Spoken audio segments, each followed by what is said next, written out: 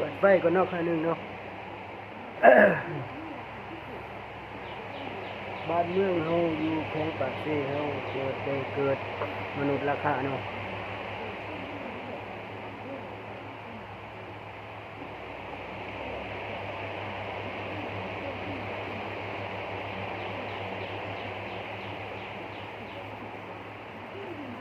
มนุษย์ราคาเนาะ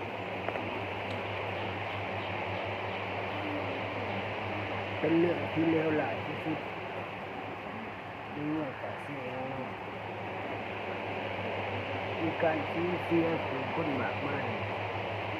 ในเมืองปากเซ่เฮาเนาะเกือบหลาย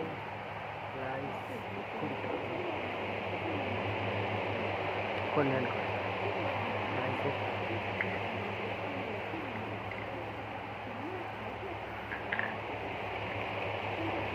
ให้ศพเกิดมาพวกนี้เกิดความนั่นแหละ เกิดความน้อยเนื้อต่ำใจอะไรบางอย่างแบบเด็กๆ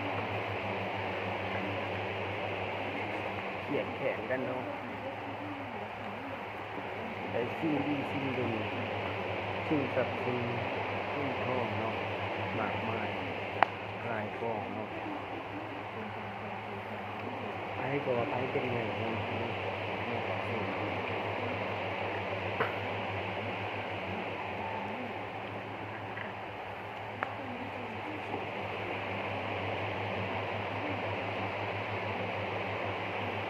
ไอ้ก็ว่ามันเป็นไงเนาะ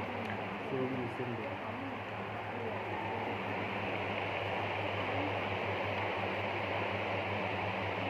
ทางด้านธนาคารการค้าเฮาอยู่ในคอนตักนี้ก็หุ้นตกต่ำเนาะต่ำบ่มีกำไรบ่มีไปอย่างเช่นบริษัทอยู่ในนครปฐมคุณตกเนาะคุณตกต่ำอย่างเช่นเงิน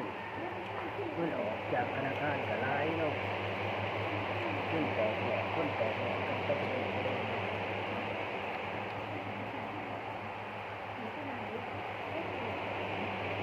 เดี๋ยวแป๊บหนึ่งเนาะพันหนึ่งเนาะแป๊บหนึ่ง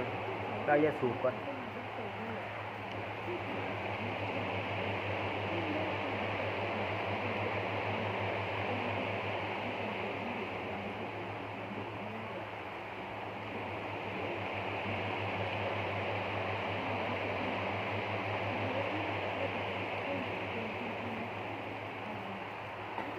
มาพอดแหละเนาะจะมันเราโตเนาะมันเราโตในเรื่อง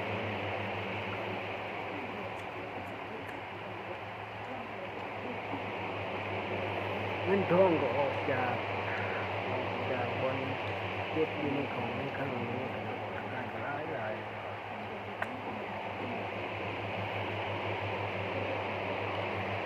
เพราะว่าเกิด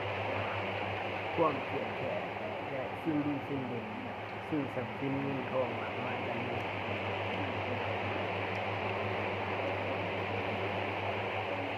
เสบียงอาหารเพื่อการเดินทางเราจะเดินทางไปไกลที่สุดนี่คนนี้ก่อนตัดสินแล้วเนาะเพราะว่าก็มีการแข่งกันแล้ว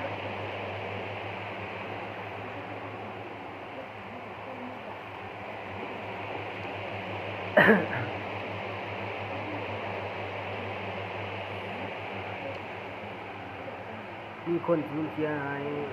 คนเสียชีวิตคนหายไปแล้วจะภัยเป็นภัยเลยเนาะนี่คือ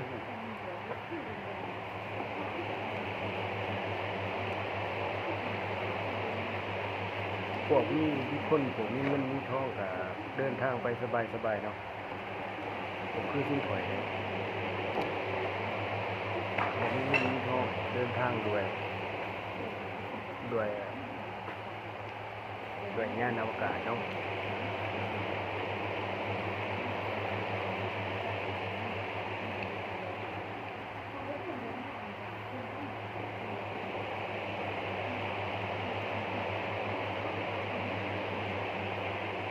บาดในช่วงนี้บาดในคอยว่าเนาะช่วงนี้มันก็เป็นภาพที่อยู่ในที่ต่างๆมีคนจะขายยิ่งขายด้อยเราขายขายขาดขาย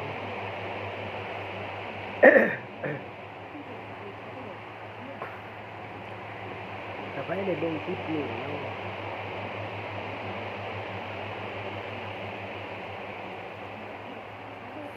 หรือว่าคนทางแขงสารวัตรหรือว่าทางสวรรค์เบิ่งคลิปนี้เกิดการ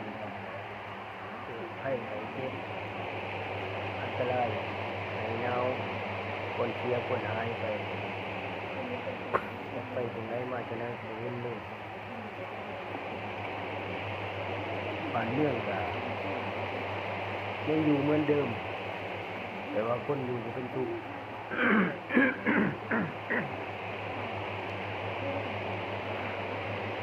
นี่ก็จะเป็นจังไดบ่มีเงินเดินทางหวังอยู่ในเฮือน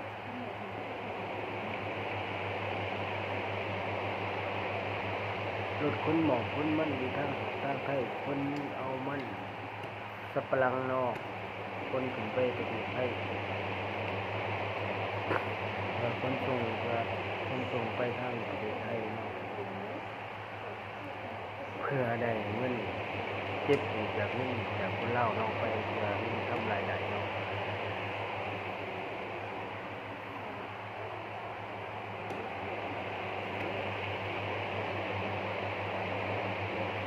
แต่บ้านนี้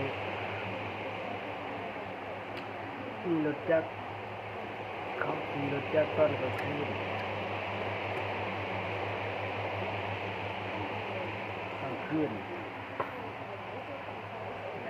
ตัวเอาคนไป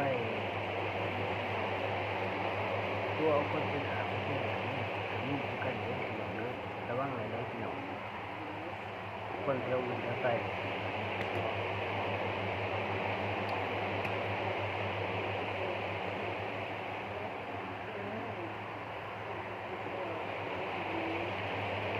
จะบอกข้างแค่อื่นโมเมนต์แค่จะพิซซ่าเท่าเนาะแค่นี้นะสิ่งแค่สารวัตรแค่อัตตีแค่สารวัตรนะสิแค่อะไรบริคันไส้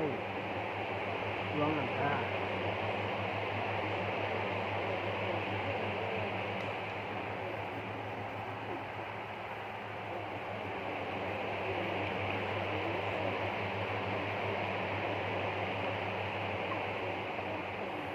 บ้านนี้คนพวกมีเงินมีทองพวกที่มีเงินทองก็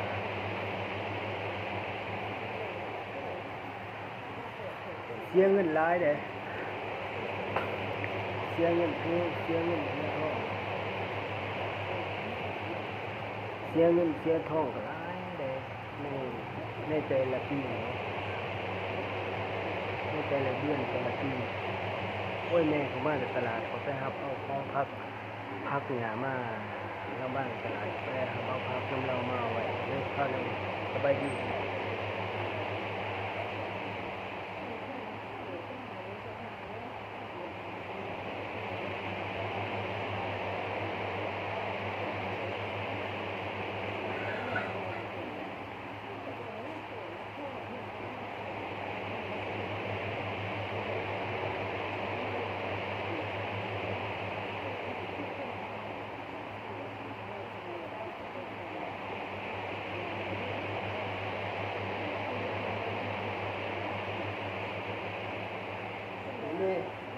แม่เขากำลังมาจากตลาดนี่เป็นไกลมาก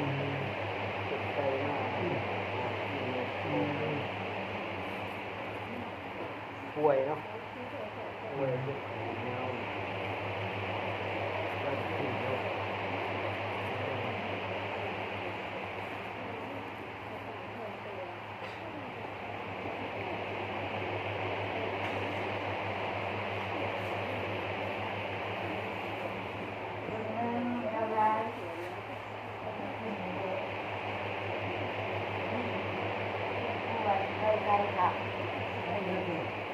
ะมึงใครฮะกูฆ่ามึงแดดยังไงกูจะได้เองกูฆ่าอยู่ต้มไก่พี่ซื้อต้มไก่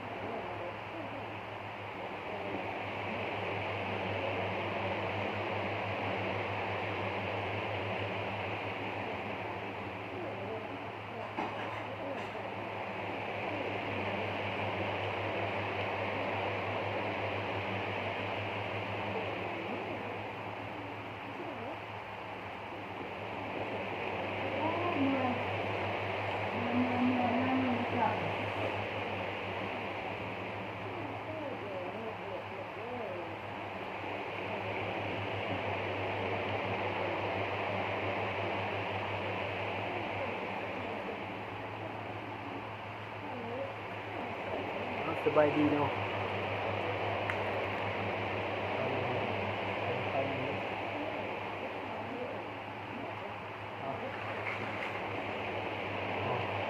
ใส่บ่วงอ่ะ เงินเราโอ้กำลังรับประทานเขาเนาะกับแม่ กินแล้วบ่เลย ในวันนั้นใน กินแล้วบ่ เกือบ6 ปีไปเนาะปีใดอย่างสิ่งดีเด่น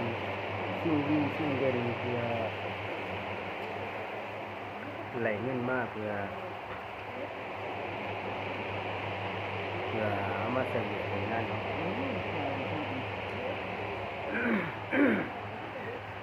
ในวันที่นี้ยมองเนาะถ้าให้มันนั่นถ้าให้มันสดชื่นใจเย็นเนาะ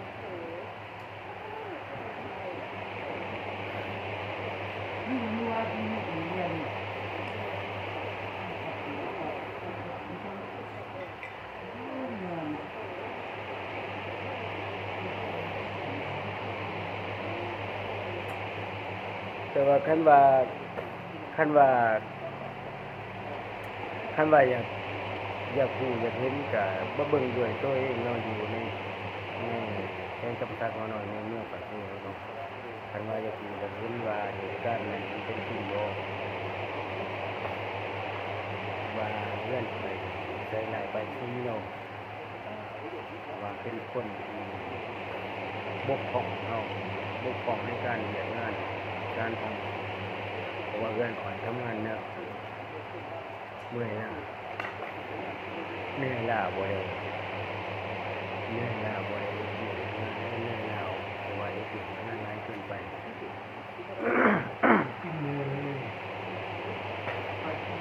จากนั้นเขาก็ได้ว่าถ้าว่าอยากเห็นด้วยตัวเองก็ได้มาเที่ยวเมื่อปากที่เฮาก็สิเห็นเลยเนาะ